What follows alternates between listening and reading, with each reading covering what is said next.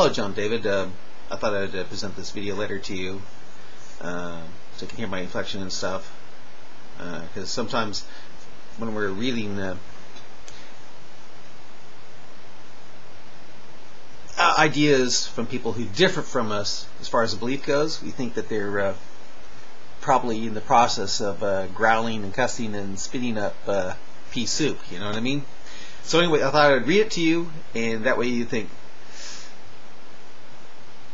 you'll get an idea of how I'm trying to think here. Okay. And I think video is better than audio and reading it, so we don't read into things here. Okay. So, by the way, this video, this letter I'm reading to you is not quite finished. I'm going to add more to it, and I'll put it onto the side, and that way you can cut and splice it and add your own comments to it. Maybe you can make your own video here. It'd be fun to see my cousin here, you know what I mean? So maybe we'll start something here. Okay, this is how it goes. I think it's going to be too confusing here to well, let's see. I think it's going to be too confusing here if I try to break this up into a dialogue, so I think I'll respond with a monologue to the latest exchange. If I end up leaving anything out you wanted me to touch upon, feel free to remind me so I can respond further.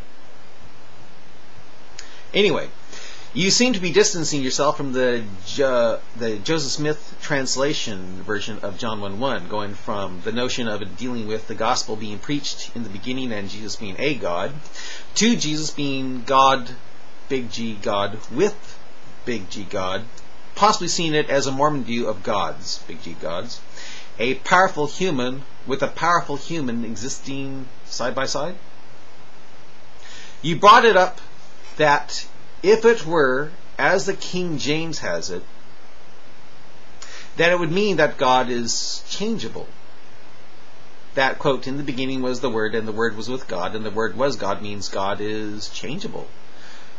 Maybe you could elaborate more there. I know you tried to, but I was still in the dark. I noticed, though, that you steered away from other scriptures that seem to meld the two entities further, such as the fact that Jesus is the creator of all things, visible and invisible, and is before all things, like God is before all things. Or are you going to say that Jesus and God, Father and Son, came into existence at the exact same time? Or is this where the Bible has been corrupted? If I was going to be a Mormon, I think I'd have to believe the latter here.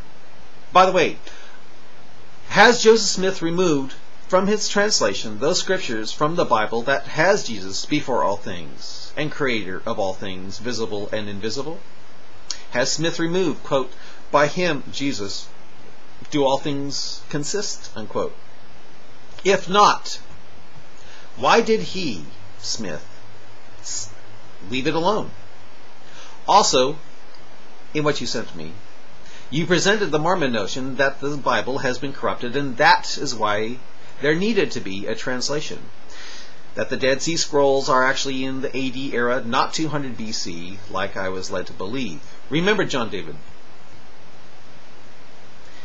the excitement of the scrolls was over the fact that they predated Christianity by a couple of hundred years, and atheists were hopeful that writings in them, not just Old Testament, would show that Christianity wasn't original, but inspired by the writings of the Dead Sea Scrolls.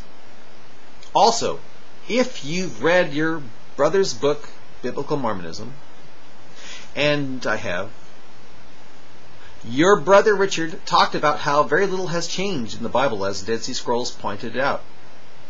Do you believe what Richard wrote? Or do you believe what you sent me today? By the way, you really seem to want me to drop the Book of Abraham issue of Smith, numbering and labeling old pagan funeral documents. And I think you made it clear to me of what you believe about it. But it's hard for me to drop it because you haven't made it clear to me.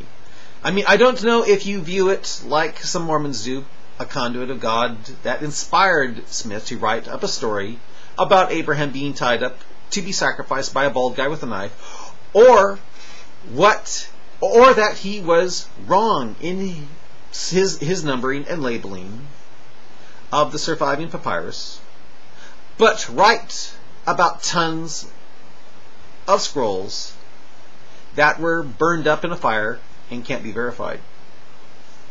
I think you are going for the latter here.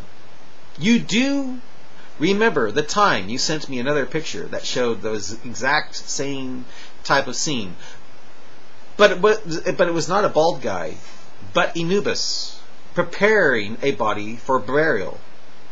You remember that, don't you? To me, that pretty much nailed it. That the drawn-on bald guy's head that Smith drew, he drew it, should have been Anubis also, especially when this papyrus was with 2 Egyptian mummies that Smith purchased with the scrolls. I mean, why should the Book of Abraham be in a tomb with 2 pagans who were prepared for something not kosher? But I digress. Anyway, John David, I'll try to steer away from the fact that Smith numbered and labeled something that had nothing to do with Abraham and plenty to do with Egyptian mummies, and an Egyptian afterlife. But it will be hard, since it seems so damning of Smith's credibility. I mean, you won't believe the doubt it creates within me when it comes to Mormonism. It's like in Islam, where the sun has to ask permission of Allah to rise again, or in atheism, where something complex like life can spring out of chaos, tumbling about on ancient seafloors. Instead of experiencing disintegration, it comes to life. Well, John David, let me know if I missed anything. You said that I didn't respond to something you sent me. I remember you sent me something, but it was very hard. It was very long, and I had the hardest time following it. Is there any way you could give it to me in summary form? In this latest, you sent me a site to take me to thoughts of Joseph Smith's translation, but it was pretty long also. I did read the summary, and I'll try to read it again, but all it seemed to be saying over and over is that the Bible is not enough. It's not that it's been corrupted in spite of the evidence presented by the Dead Sea Scrolls, and that this time God has it right. Quote, in the beginning was the gospel preached, not, quote, in the beginning was the Word, and the Word was with God, and the Word was God. Quote. Well, if you want to believe that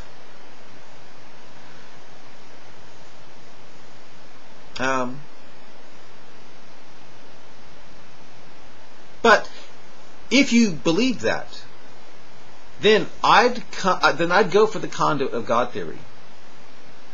I would go for the conduit of God theory when it comes to the Book of Abraham. And one more thing.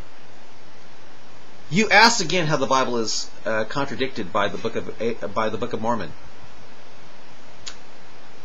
When I presented my reasons to you last time, you presented scriptures that you felt would get me to believe there are many gods, contradicting, quote, no other God shall be after me, unquote, and besides me there is no other God. But to me, those scriptures you presented had nothing to do with gods, but becoming sons of God when becoming born again. Personally, John David, I really don't know how becoming born again